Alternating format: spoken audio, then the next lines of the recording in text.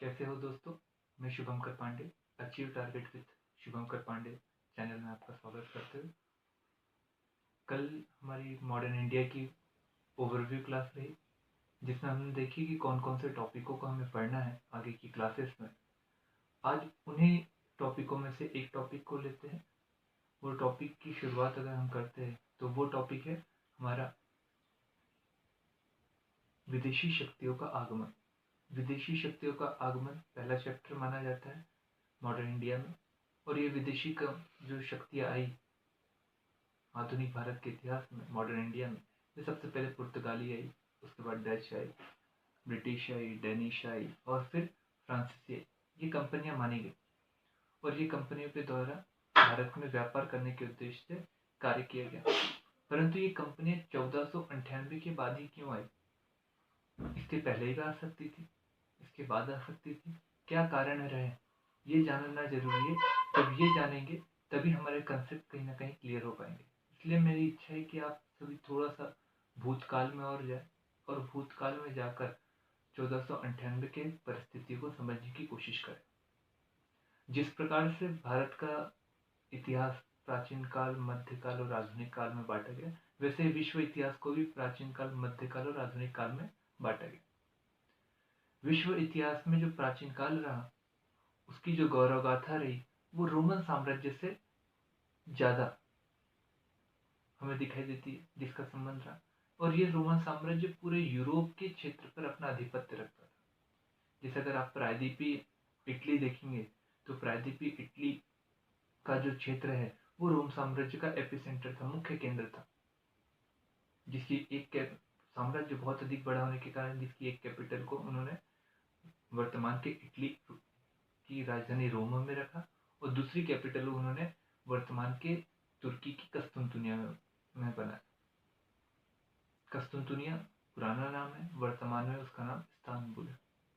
और लंबे समय तक ये दो कैपिटल, दो राजधानियों के माध्यम से शासन किया। 5वीं सदी के करीब करीब आते आते रोमन साम्राज्य का पतन हुआ और रोमन साम्राज्य के पतन हो जाने के बाद में उसकी पूर्वी कैपिटल लंबे समय तक के बनी रही, जो 1453 के करीब करीब आकर जब उस्मानियों का अधिकार हुआ, उस्मानी तुर्कियों का जब अधिकार हुआ, तब जाकर उस्मानी तुर्कियों के अधिकार के कारण तब जाकर हमें दिखाई दिया कि रोमन साम्राज्य की पूर्वी कैपिटल का विनाश हुआ। ये सब घटना घटते रही और इसी के बाद में जो विश्व इतिहास रहा जिसका प्राचीन काल था वो वहीं से समाप्त हुआ। और समाप्त हो जाने के बाद में जो रोमन साम्राज्य था वो छोटे छोटे भागों में, छोटे छोटे राज्यों में बढ़ गया। जब छोटे छोटे राज्यों में बढ़ गया तो स्वाभाविक रूप से राज्य चलाना है, तो राज्य चलाने के लिए अर्थतंत्र चाहिए और अर्थतंत्र के लिए स्रोत चाहिए जहाँ से उगाही हो सके। जब छोटे छोटे राज्य है, उगाही नहीं हो पा रही है, तो इस समय में जनता भी उनकी बातों की अवहेलना कर जाती है। और यही कारण रहा कि जब छोटे छोटे राज्य अपनी बातों को कठोरतापूर्वक कहना चाहते थे तो उनके द्वारा इसी समय में धर्म का प्रवेश अपने राजनीति में दिया। और धर्म का प्रवेश जब राजनीति में हुआ तो इसके कारण लोगों की सोच पर कहीं ना कहीं अंकुश लगाया गया और इस अंकुश के कारण ही मध्यकाल को अंधकार काल की संज्ञा दी गई।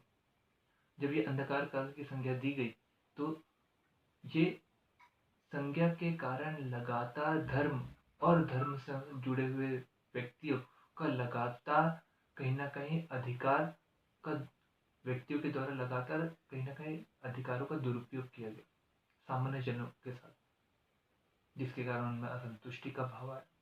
असंतुष्टि का भाव आया और कभी भी असंतुष्टि प्रत्यक्ष रूप से सामने नहीं आ पाई, परंतु जैसे जैसे भारतीय परंपराओं से, पूर्वी एशियाई देशों से संपर्क यूरोपियों का बढ़ता चले गया तो बढ़ने के कारण उस देश की संस्कृति से भी कहीं ना कहीं उनका नाता जुड़ते चले गया, जिसके कारण विज्ञानवाद का प्रवाह हमें दिखाई दे यूरोप में।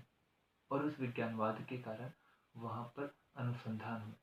जब अनुसंधान हुए तो धर्म जो बोलता था उन बातों को कहीं ना कहीं नकारा गया। धर्म का कहता था कि पृथ्वी जो है वो इस ब्रह्मांड में मध्य में है और सूरज उसके इर्द गिर्द चक्कर लगा रहे। पर वर्तमान के अनुसंधान कहने लगे कि पृथ्वी जो है वो उस सौरमंडल का एक छोटा सा ग्रह है जो सूरज के चारों ओर चक्कर लगा रहे हैं। इसके बाद तार्किकता शुरू हुई। जब ये तार्किकता शुरू हुई तो तार्किकता शुरू होने के कारण जो अंधकार काल था उसका समापन शुरू हुआ और मनुष्य पुनः जागा, तो उसे कहा गया पुनर्जागरण काल। इस पुनर्जागरण काल के कारण हमें पूरे के पूरे यूरोप में बदलाव नजर आए, परंतु सबसे ज्यादा जो बदलाव नजर आए वे उस क्षेत्र में नजर आए जिस क्षेत्र का प्रत्यक्ष अप्रत्यक्ष रूप से संबंध लगातार दक्षिण पूर्वी एशियाई देशों के साथ था। और ये दक्षिण पूर्वी एशियाई देशों से संबंध रखने वाले जो यूरोपीय क्षेत्र थे उसमें इटली महत्वपूर्ण था।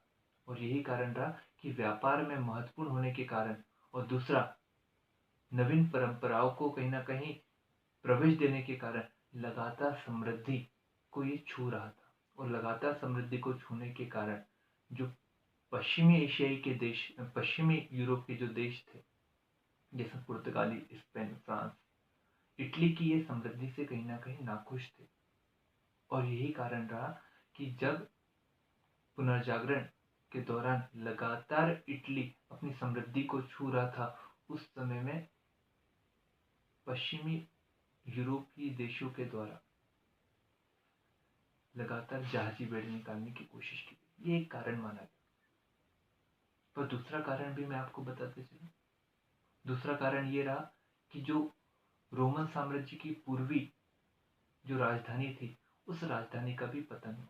और उस राजधानी के पतन का प्रमुख कारण उस्मानी तुर्कियों का अधिकार किया। उस्मानी तुर्कियों का जब अधिकार हुआ तो जगह जगह चुंगी बढ़ने लगी और चुंगी बढ़ने के कारण लगातार वस्तु की कीमतों में भी बढ़ोतरी हुई।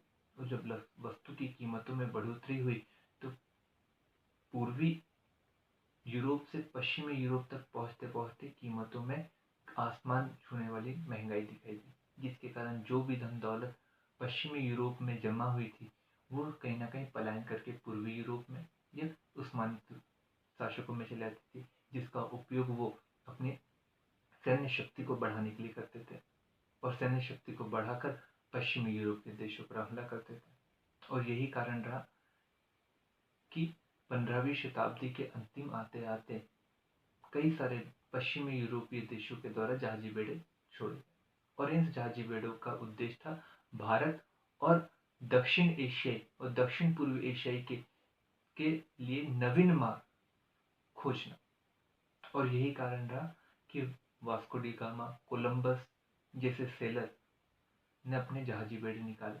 कोलंबस पहला था जो भारत की खोज के लिए आगे बढ़ा था, परंतु लगातार गलत दिशा की ओर जाने के कारण वो भारत की खोज तो नहीं कर पाया परंतु अमेरिका की खोज कर पाया। इसी के बाद 1498 में 17 मई 1498 में कोलंबस के द्वारा केप ऑफ गुड होप होकर अर्थात पूरे के पूरे अफ्रीका को पार करके जब वो कालीकट बंदरगाह पर पहुंचा तो ये पहली बार भारत की तक पहुंचने का एक नवीन मार्ग था।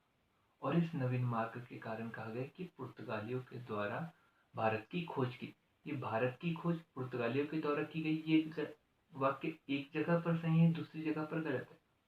एक जगह पर यहाँ पर सही है कि भारत की खोज पुर्तगालियों ने की नवीन मार्ग से, परंतु भारत की खोज पुर्तगाली ने की कि इसके पहले भारत को कोई जानता ही नहीं था। ये वाक्य इस अर्थ में कहीं ना कहीं त्रुटिपूर्ण।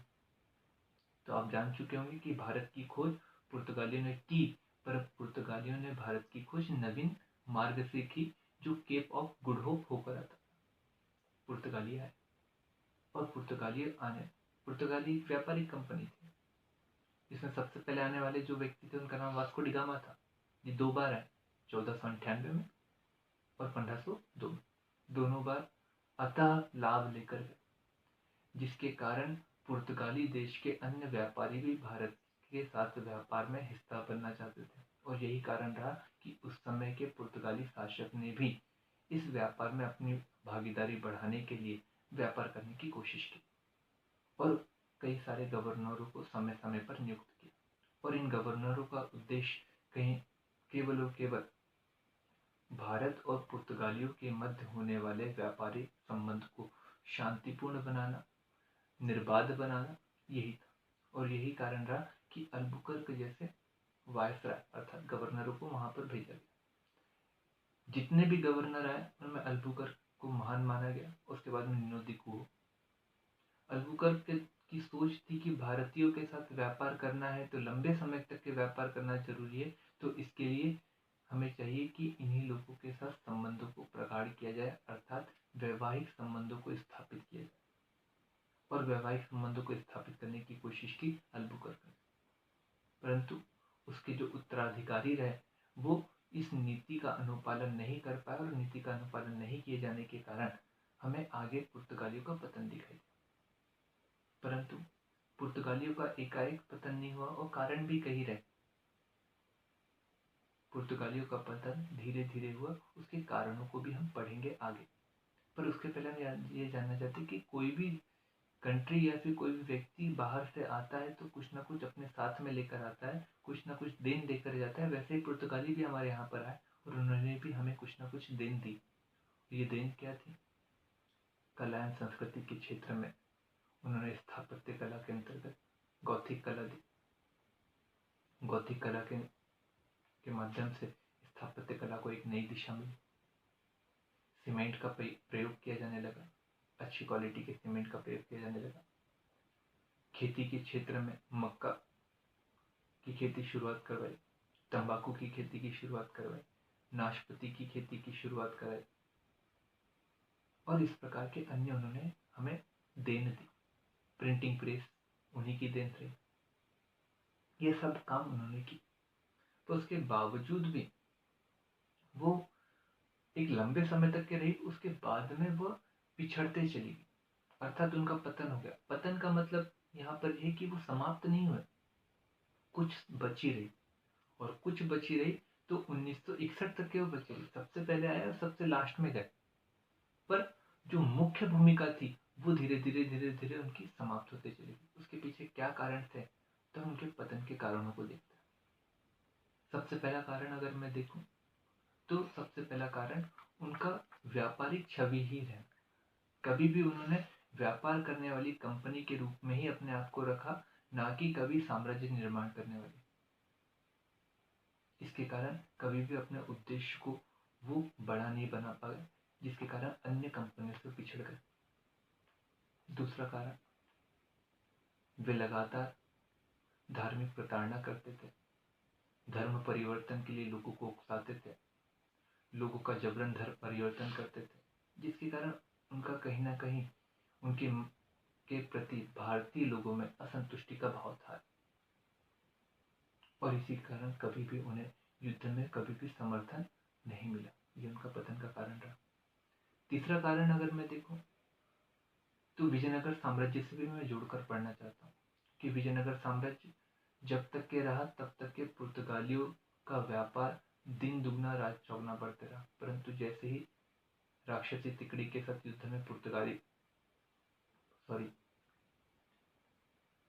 विजयनगर साम्राज्य हारता है, उसके बाद में धीरे धीरे पुर्तगालियों के व्यापार में भी कमी आती है और कोई भी राज्य संरक्षण देने की स्थिति में पुर्तगालियों को रहता ही नहीं और ये भी एक कारण बना।